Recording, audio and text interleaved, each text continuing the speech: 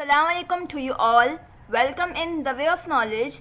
Now we will discuss nucleic acid. Nucleic acid वो acid है जो सेल में मौजूद न्यूक्लियस के अंदर पाया जाता है. There are two types of nucleic acid. Nucleic acid दो तरह के होते हैं. First one is DNA and second one is RNA. So let's understand the difference between DNA and RNA. इस टॉपिक को स्टार्ट करने से पहले आपकी इत्तला के लिए अर्ज़ है कि आप इस लेक्चर को केयरफुली अटेंड कीजिए और इसके की पॉइंट्स कहीं पर पेन डाउन कर लीजिए, क्योंकि इस वीडियो के लास्ट में मैं आपसे कुछ क्वेश्चंस करूंगी जो इस टॉपिक से ही रिलेटेड होंगे. Now we will discuss the major difference between DNA and RNA. यानी डीएनए और आरएनए के अंदर जो मेजर डिफरेंस होता है वो उसकी पेंटोस शुगर का होता है. डीएनए में जो पेंटोस शुगर मौजूद होती है वो 2' डीऑक्सीराइबोस शुगर होती है, जबकि आरएनए में राइबोस शुगर पाई जाती है. पेंटोस शुगर 5 कार्बन शुगर होती है. पहले डीएनए की पेंटोस यानी 2' डीऑक्सीराइबोस शुगर को देख लीजिए. इस शुगर के अंदर सेकंड पोजीशन पे यानी सेकंड कार्बन एटम के साथ हाइड्रोजन एटम अटैच है, इसीलिए हम डीएनए की पेंटोस शुगर को 2' डीऑक्सीराइबोस शुगर कहते हैं.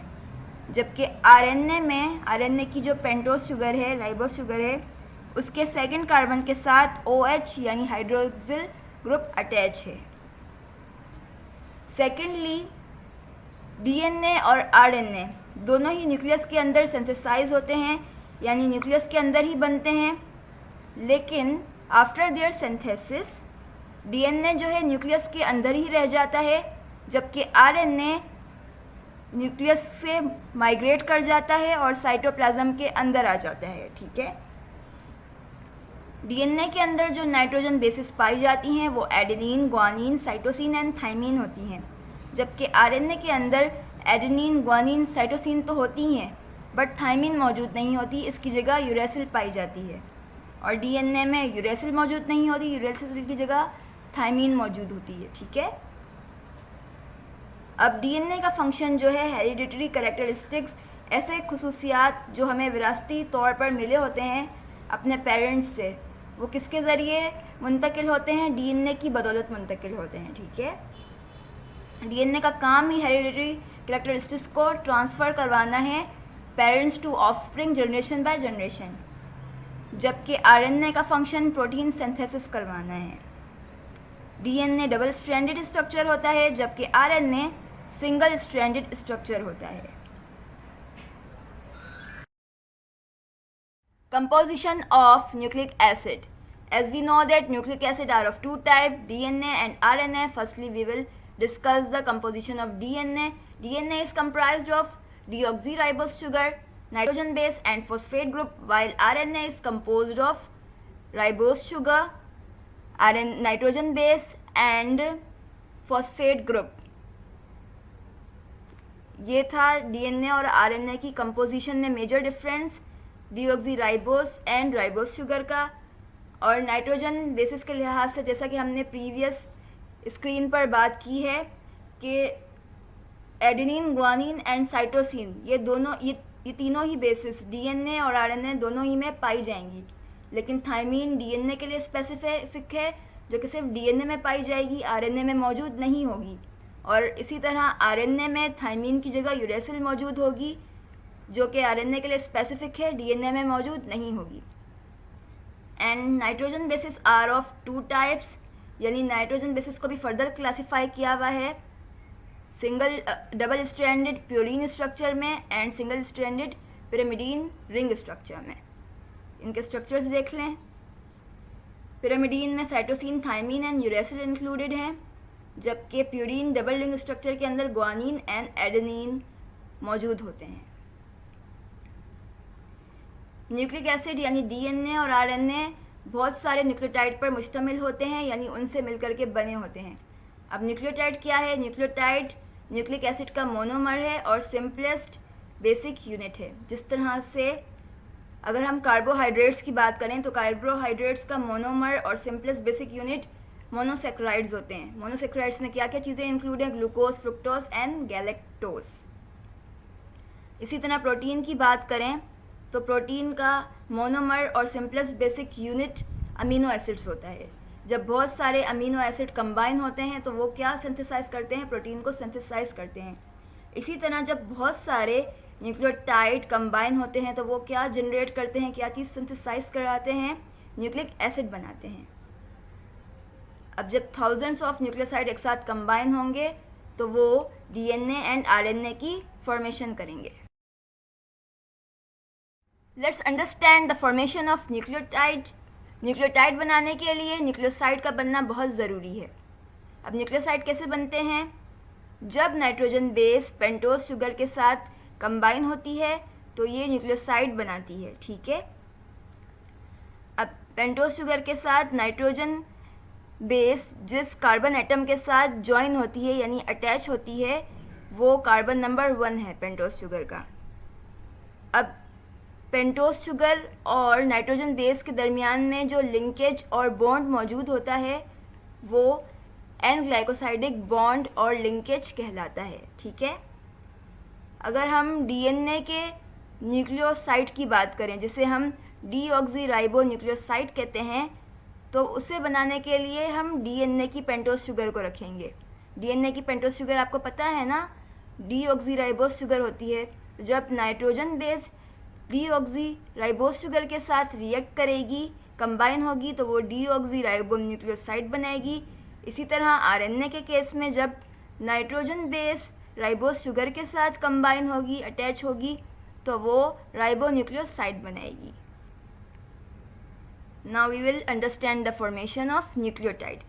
अब न्यूक्लियोटाइड बनाने के लिए फॉस्फेट ग्रुप न्यूक्लियोसाइड के साथ अटैच होगा जिसकी वजह से न्यूक्लियोसाइड न्यूक्लियोटाइड बन जाएगा in the presence of phosphate group.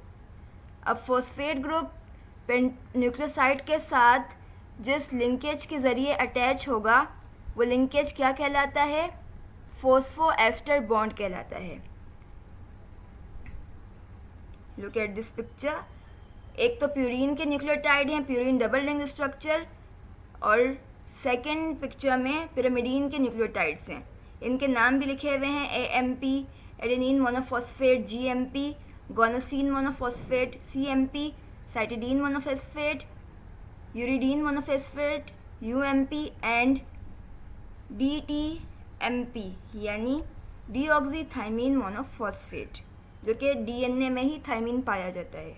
और अगर यूएमपी की बात करें, यूरेसिल की यूरिडीन मोनोफॉस्फेट, तो ये आरएनए का जो है आरएनए का न्यूक्लियोटाइड है जो कि सिर्फ आरएनए की फॉर्मेशन में हिस्सा लेगा। अब यहाँ पे देखें फॉस्फेट ग्रुप जो है वो पेंटोज शुगर के 5 कार्बन के साथ अटैच है इन तमाम न्यूक्लियोटाइड्स के अंदर, ठीक है। जबकि डबल रिंग स्ट्रक्चर प्यूरीन के जो नाइट्रोजन बेस है वो प्यूरीन रिंग के 9 वाले नाइट्रोजन एटम से अटैच हैं पेंटोज शुगर के फर्स्ट कार्बन के साथ। ये देखें एएमपी को भी एंड जीएमपी को भी। इसी तरह अगर हम पिरामिडीन की नाइट्रोजन बेस की बात करें तो ये नाइट्रोजन नंबर 1 जो है पिरामिडीन रिंग का के स्ट्रक्चर का, वो पेंटोज शुगर के फर्स्ट कार्बन के साथ अटैच है बाय एन ग्लाइकोसिडिक लिंकेज, और यही अटैचमेंट जो है तमाम पिरामिडीन यानी यूएमपी में भी है और टीडीएमपी में भी है, जैसा कि आप देख सकते हैं स्क्रीन पर। So I hope concept of formation of nucleotide now crystal clear in your mind. Okay, let's understand the primary structure of DNA. जब DNA की हम प्राइमरी स्ट्रक्चर की बात कर रहे होते हैं तो इसका मतलब होता है सिंथेसिस ऑफ पॉलीन्यूक्लियोटाइड स्ट्रैंड। क्योंकि अगर हम DNA की बात करें या RNA की बात करें तो सबसे पहले तो पॉलीन्यूक्लियोटाइड स्ट्रैंड की ही सिंथेसिस होगी, ठीक है। लेकिन हम डीएनए के केस की बात कर रहे हैं तो यहाँ पे पॉलीन्यूक्लियोटाइड कौन से होंगे?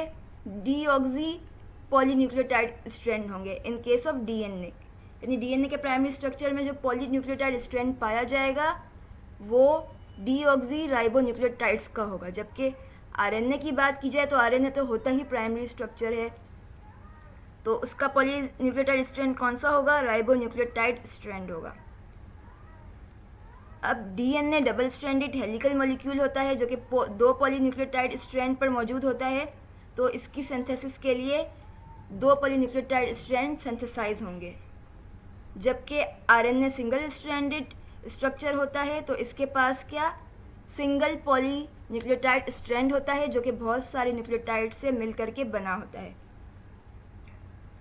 अब इस सिंगल पॉलीन्यूक्लियोटाइड स्ट्रैंड की जो पोलैरिटी होती है वो 5' to 3' की होती है, और इस पोलैरिटी के स्ट्रैंड्स को हम पॉजिटिव और सेंस स्ट्रैंड कहते हैं।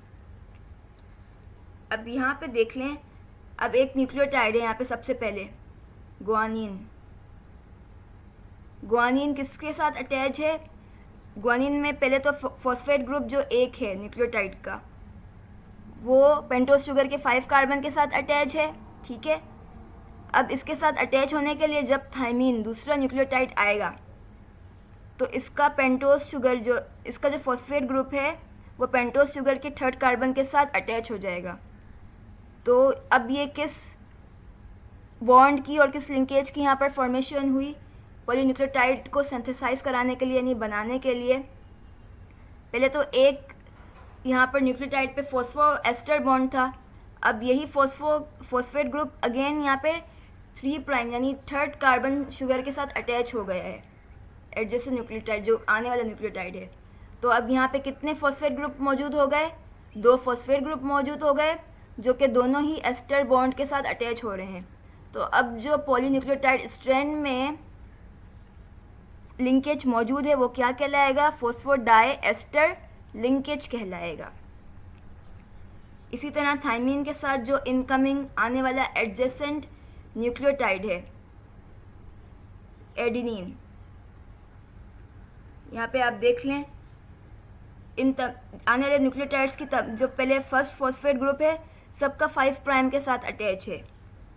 अब जब वो दूसरे अपने साथ वाले न्यूक्लियोटाइड से अटैच होंगे तो ये फॉस्फेट ग्रुप पेंटोस शुगर के 3rd कार्बन के साथ अटैच हो जाएगा, और इस तरह फॉस्फोडाइएस्टर बॉन्ड की लिंकेज हो जाएगी जो कि 5' to 3' डायरेक्शन चलती रहेगी, और इसी सीक्वेंस में जो है पॉली न्यूक्लियोटाइड स्ट्रैंड की सिंथेसिस हो जाएगी।